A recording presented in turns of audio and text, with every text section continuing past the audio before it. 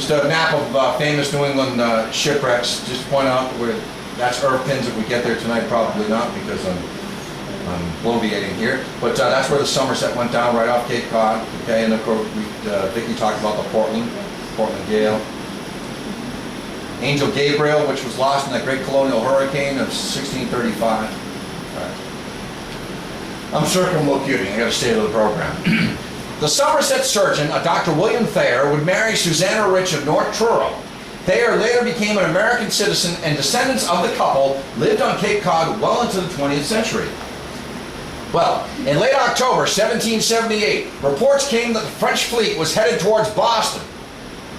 And that's back to the Providence hurricane we talked about. The Somerset, with over 550 men aboard, quickly set sail. On November 1st, 1778, an easterly storm began to lash the coast with unusual fury. The Somerset, far out in the bay, tried to make Provincetown as the gale increased. Oury got caught in the dangerous triangle of the Highlands, Chatham, and Pollock Rip Shoals. Soon the dreaded stretches of peaked hill bars could be seen off Truro. Imagine seeing those as a captain of a large vessel and there's nothing you can do. So the great waves began to push the ship towards the reef. The treacherous currents swung her into the sands of the outer bar, and the Somerset sailing days were over. They must have been laughing in Charlestown. In Provincetown, residents crowded on High Pole Hill, and the crowd became jubilant. They were cheering this on. One of the men on the sand dune, a William Spencer, who was a blacksmith, took a force of men down to the beach, establishing a watch over the shipwreck. He was caring about the people on board? That was his booty. With the tide coming in, Spencer sensed that the ship would be delivered to him. They were just rubbing their hands. On board the doomed Somerset, spar after spar crashed onto the deck, and men were thrown overboard in the great billows that swept over the decks. Captain Oury then ordered abandoned ship. All merchandise was ordered overboard, and guns were ordered through their ports. A longboat was manned and launched with roughly 50 sailors. A giant breaker, then with a huge crest, engulfed it, and 21 sailors were instantly lost. Suddenly, a wave, and then another, lifted the Somerset off the bar and drove it towards the shore. When the Somerset hit the beach near Truro, Spencer and his men cordoned off the area and surrounded it with an armed gauntlet. 2 hours after the tide had receded, Spencer and his men boarded the ship and demanded the surrender of Captain Oury. Oury gave Spencer his sword, and 480 men climbed off the ship to a hostile crowd swarming on the beach. Then people began to loot the ship and collect the wealth of the articles on the beach. It was one of the most wealthiest hauls ever taken from the Cape. A depiction of the Somerset. Spencer then headed to Plymouth to libel the ship and prevent the plundering.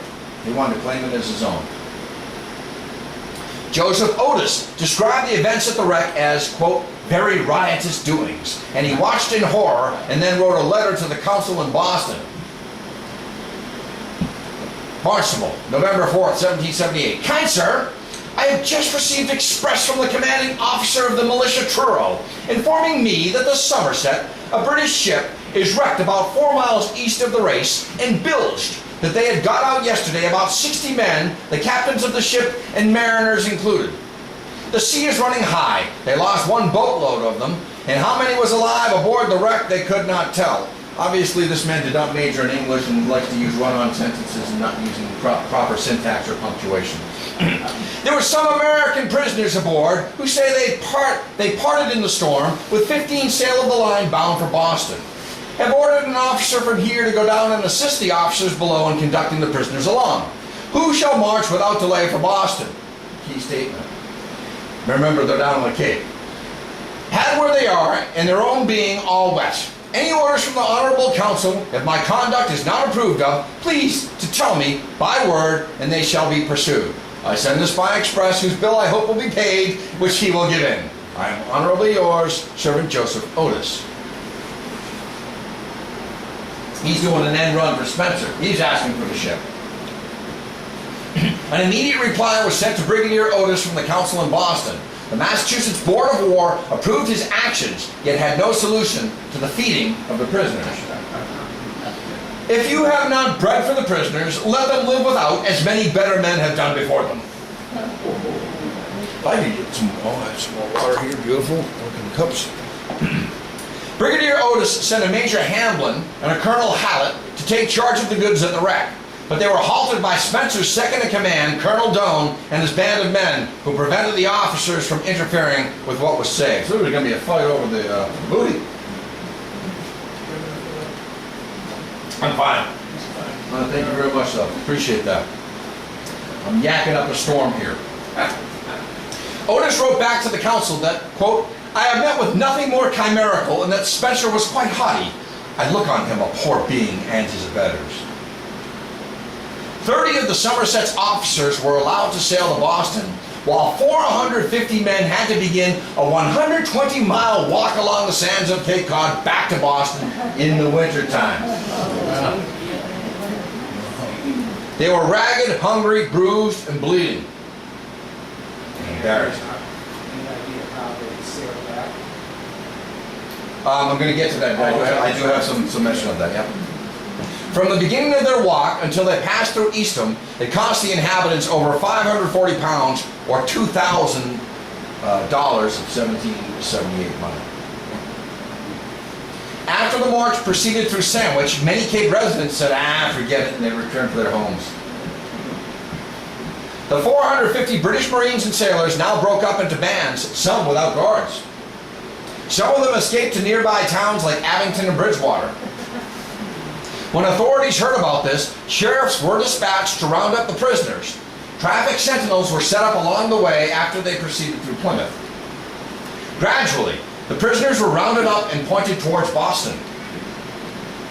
Special guards were placed at Boston Neck. Remember, Boston was a promontory. It was almost like a lollipop before the Back Bay was filled in. So special guard, most of the Back Bay was filled in by the Great Fire of 1872, as Stephanie Shorrow could tell you. Special guards were placed at Boston Neck to round up the prisoners after their journey. By the way, that's a masthead from the Somerset, a plaque from the Somerset. Evidence points to the date of November 13, 1778 as to when they reached Boston, covering 120 miles in less than 13 days. 10 miles a day.